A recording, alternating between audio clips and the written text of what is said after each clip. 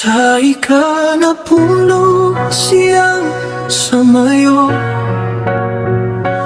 tuwig 1966, natawo ang usa ka tawo nga nakadetino ni Bebe Hamero. Usa ka mahan sa 8 ka mga anak, ang among kusganong amahan, Cherry Dagangon.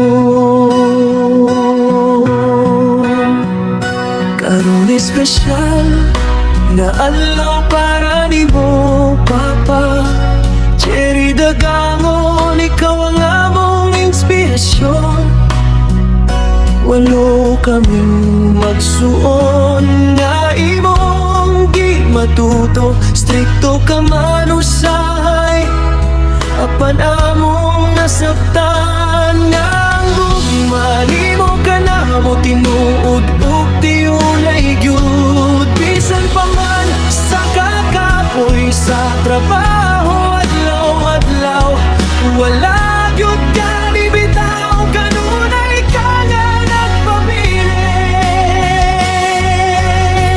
Happy birthday, Papa, dako among pasalamat sa imong gugmang walay sukod nga sakripisyo.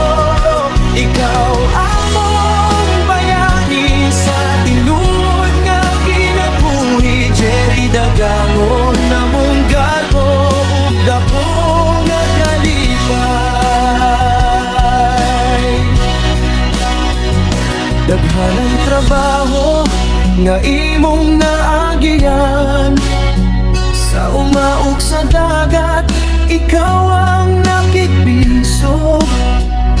Adise na himong forman tanan imong giantos, kay alang ka na mo wala kay dili mahimo.